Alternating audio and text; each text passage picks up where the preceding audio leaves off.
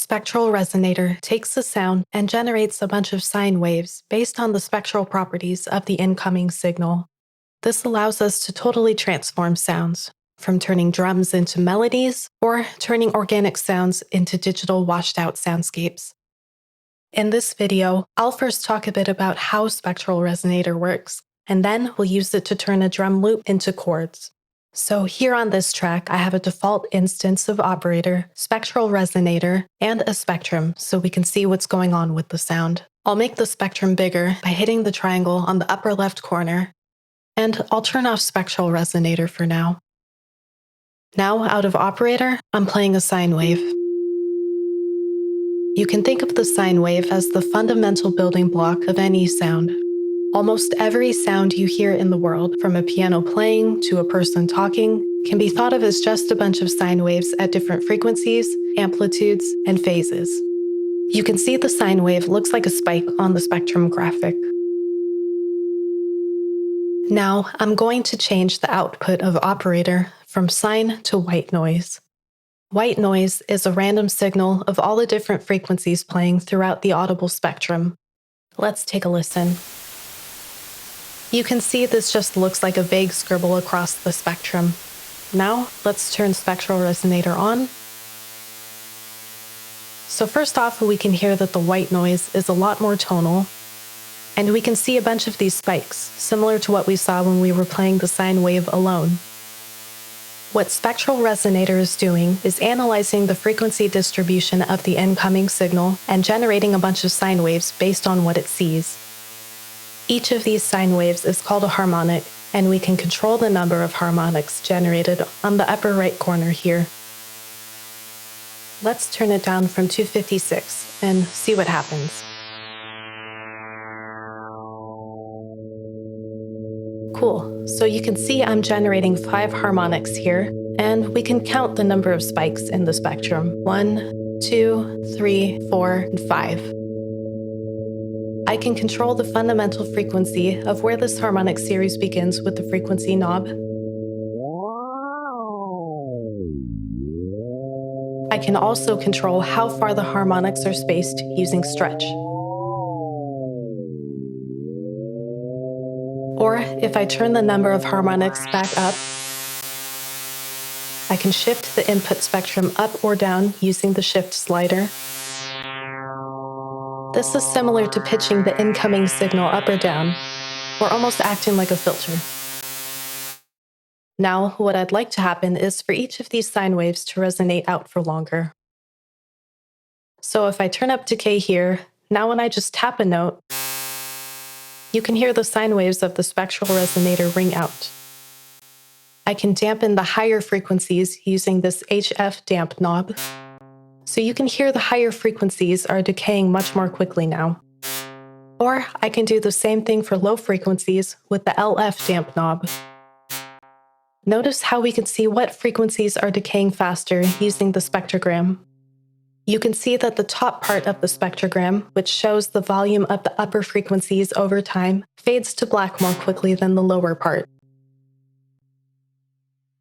So, now that we have a basic understanding of how spectral resonator works, let's apply these techniques to something a bit more musical. Over on this track, I have a simple drum break. Let's take a listen. And now, let's hear it with spectral resonator. You can hear the drums sound much more tonal, like they're all playing one note. I can change the pitch of the drums by manipulating the frequency dial.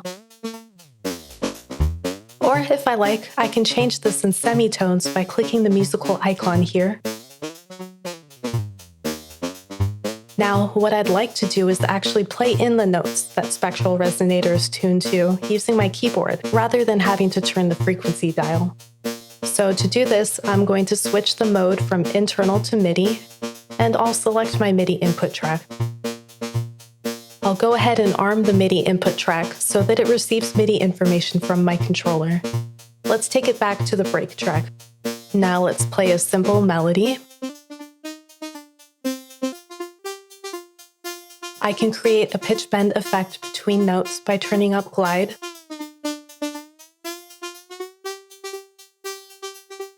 I I can also set the range of my pitch bend wheel on my keyboard using the PB slider at the bottom.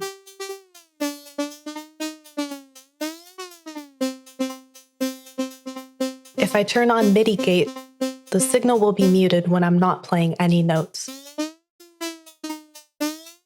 Let's turn MIDI gate off for now. Now, over on my MIDI input track, I have a simple chord progression. What I'd like to do is send the MIDI data from my clip over to Spectral Resonator. So let's press play on the clip and hear what happens. Seems like only one note is playing at a time.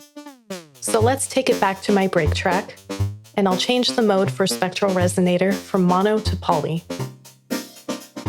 And now you can hear it's playing my full chords. And I can choose to set the number of voices here back to 2 or up all the way to 16. Now that we have the chords working, let's shape the sound further. I'll turn up the decay so that the chords ring out for longer. Turn up HF damp so that the higher frequencies get turned down more quickly. I'll turn up shift and make the chords sound a bit brighter. And the stretch as well, which spaces out the harmonics to create a more hollow sound. Next, we can play with the modulation modes. So, chorus creates a wide phasey effect. Wander does a similar thing, but has a more neutral sound. And granular creates a super unique digital wind chime sound. I can manipulate these modulation modes further with the mod rate knob, or I can create a bit more movement in the sound by turning up the amount of pitch modulation.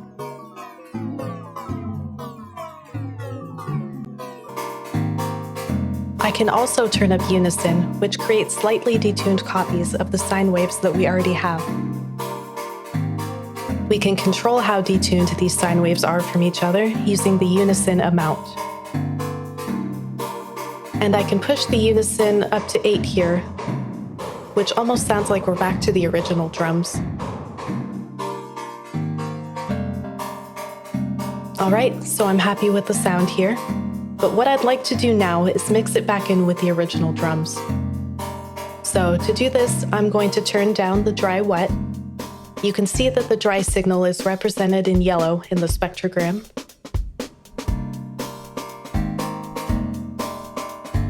I can set the amount of gain applied to the input signal running into the resonator using this input send knob. And finally, I can transpose the whole thing up by using the transpose knob. Awesome, let's hear it with the bass and drums.